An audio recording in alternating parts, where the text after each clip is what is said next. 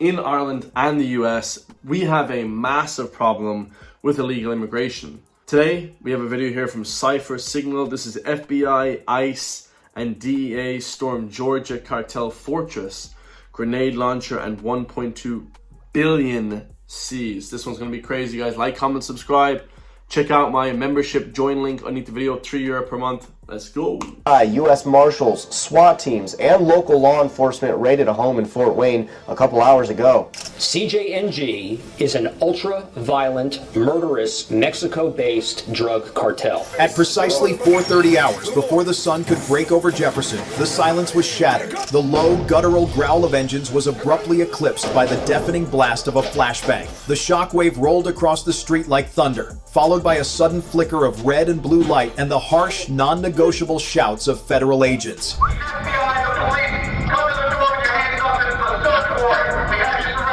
FBI, hands up, step out now. In seconds, a quiet Georgia neighborhood turned into a war zone. Operation Takeback America had begun, and the cartel's firepower had just met America's. This is all because Donald Trump got elected. Of course, he's bringing America back. He's making it great again. The country, went through a few hard years with this Democratic leadership that they had.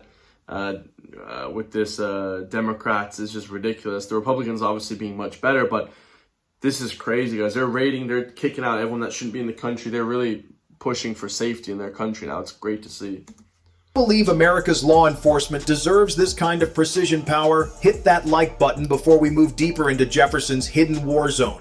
Within seconds, the entire block was sealed.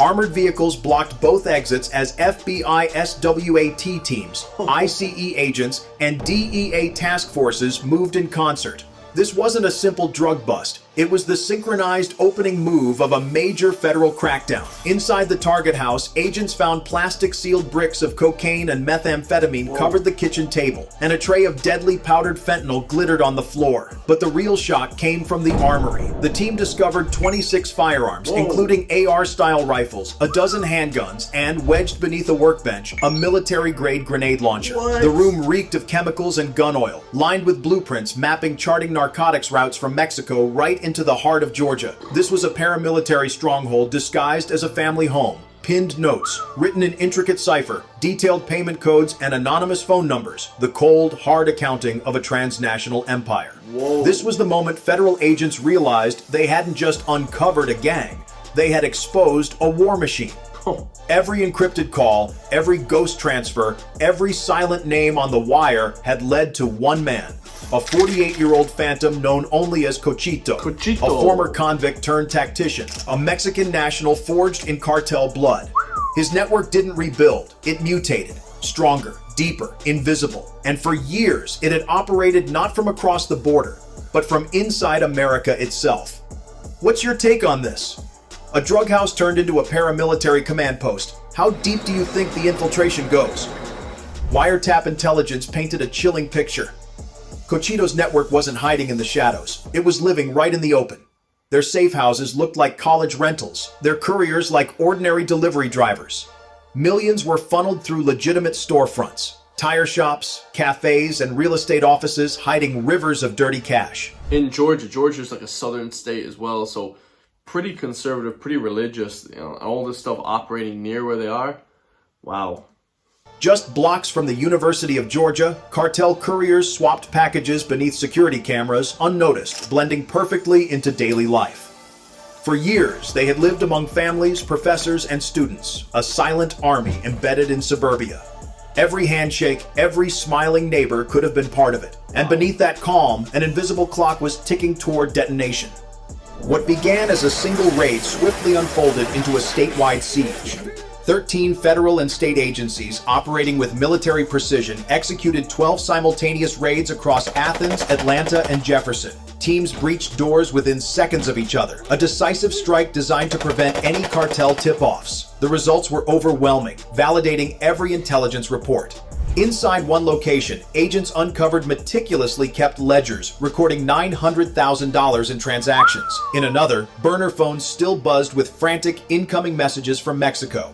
It was a strategic victory, A foreign cartel had established a fully operational paramilitary branch in the heart of Georgia, armed and funded to kill. Law enforcement didn't just disrupt a supply line. They severed a central command structure. They had seized enough fentanyl to deliver nearly 7 million lethal doses, preventing countless deaths. Bro, that is insane. They're seizing so much drugs in the US. It's scary. It's actually scary. 7 million lethal doses.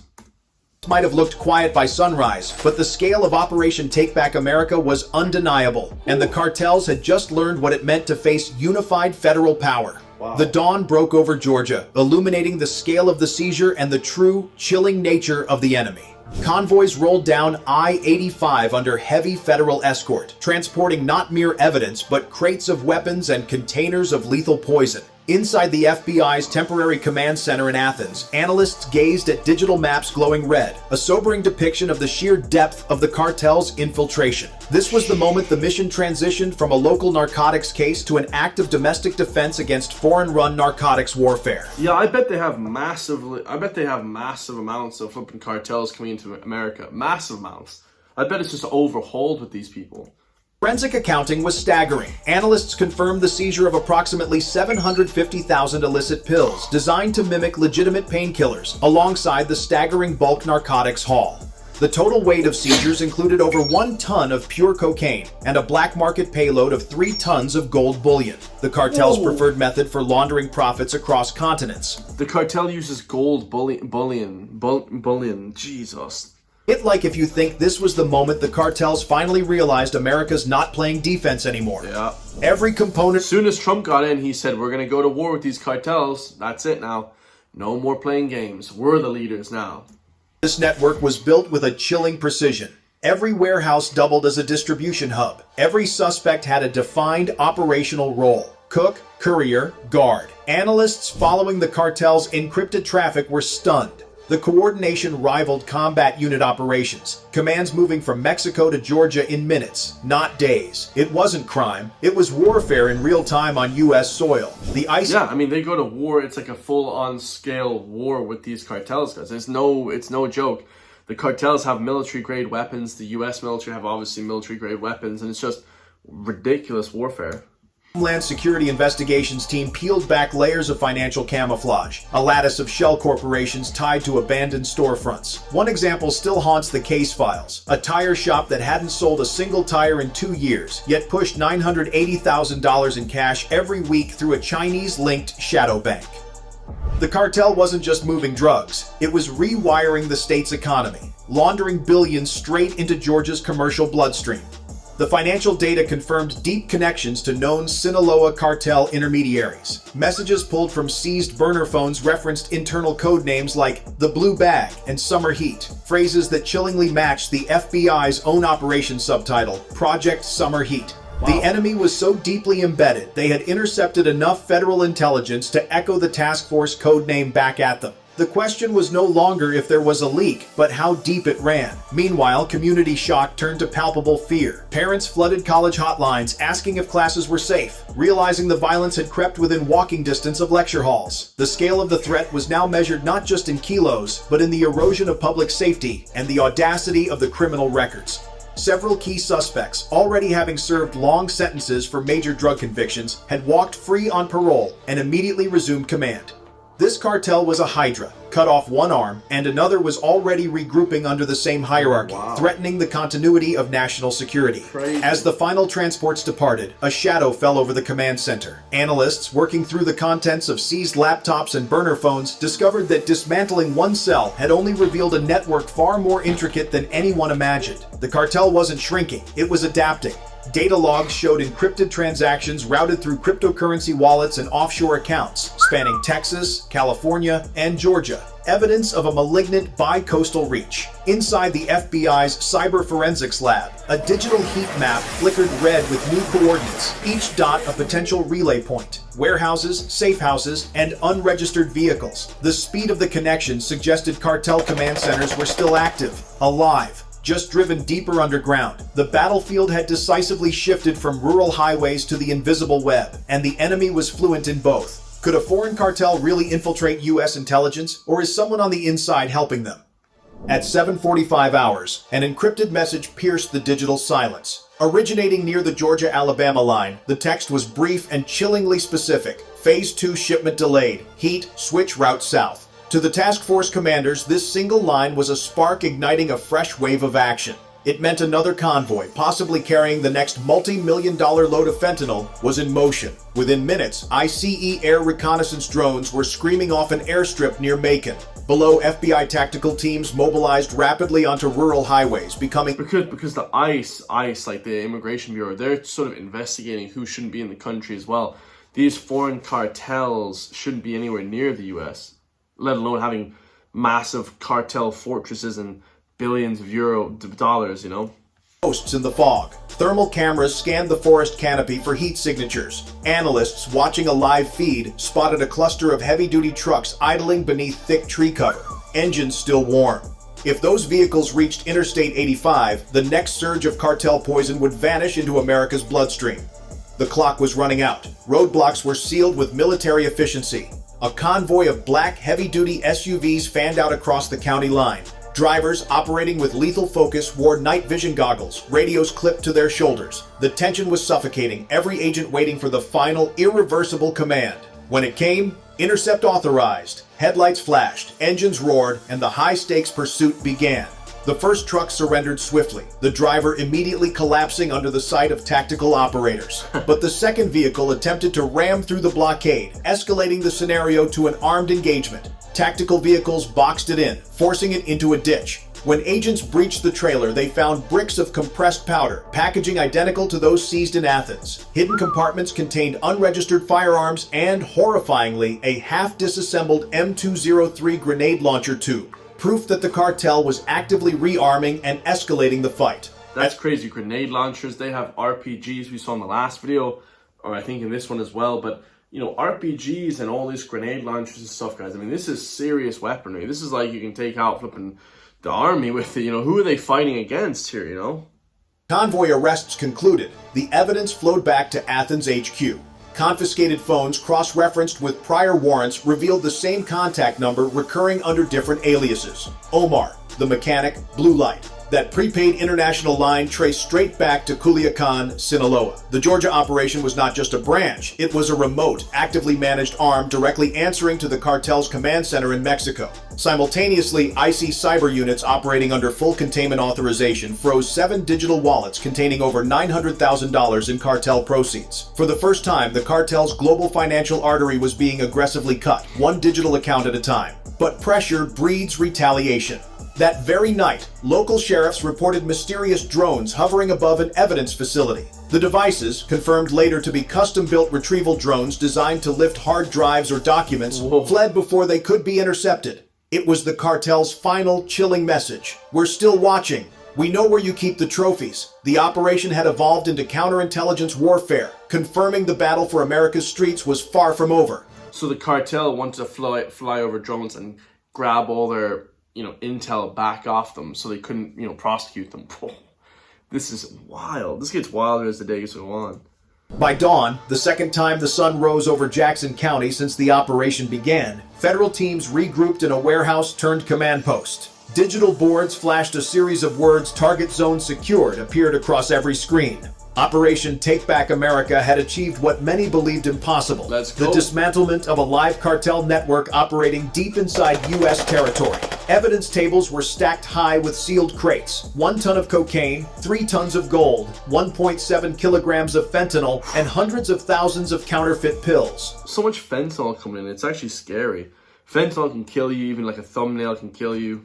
Total seized valuation was easily in the multi-million-dollar range, but agents weren't celebrating the numbers. Each package represented lives that would not end on Georgia's streets, a victory measured in potential survival, not mere dollars. Across the room, an IC commander reviewed the weapons list: 12 rifles, 14 handguns, and that infamous recovered grenade launcher from Jefferson. His voice was quiet but final. One pull of that trigger and this would have been a morgue, not a courtroom. The thought of more launchers already being packed for the next shipment across another border hung heavy in the air. In Washington, early intelligence briefings praised the raid as a model of interagency precision, but every agent on the ground knew the truth. This wasn't an ending, it was a pause. The cartel's overseas handlers had already gone dark, their digital channels deleted, their crypto wallets temporarily frozen. Yet a new signal, a new threat could appear at any hour. At the press stand that afternoon, the U.S. attorney spoke with measured tones, projecting authority and assurance. This operation proves that when we act as one, we can strike fear into organizations that profit from American deaths. Behind him, a table displayed the confiscated weapons like the hard-won trophies of a modern war. Cameras flashed, capturing the image of success. But outside, families watched silently, realizing the unsettling truth. The enemy wasn't an ocean away. It had been next door. And though the intense light of the raid had faded, the shadow it revealed would haunt Georgia for years. By sunset, all 17 suspects, including the ringleader Cochito, were booked into federal custody, facing maximum penalties under conspiracy statutes. For the first time, Georgia's fentanyl pipeline had been visibly, decisively severed. Still, inside the Bureau's secure evidence vault, one sealed container remained the focus of intense scrutiny. A rugged, weatherproof hard drive pulled from Cochito's site. Forensic specialists traced fragments of a final intercepted message. The screen went dark, then flickered back to life, displaying 3 chilling, undeniable words. Phase 3, new routes ready. It wasn't over. It never The wars never end with these cartel members. It's like a continuous war, continuous drug smuggling.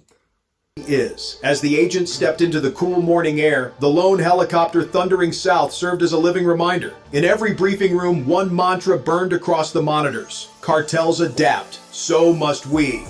The message was unmistakable. America wasn't retreating, it was rearming. Every arrest, every intercept, every frozen transaction was a warning to those testing U.S. resolve. This was more than law enforcement, it was national defense. The world's most dangerous cartel had built an empire on fear. But in Georgia, fear met the unified will of the FBI, ICE, and their allies. The empire had fallen, yet the war for America's security pressed on.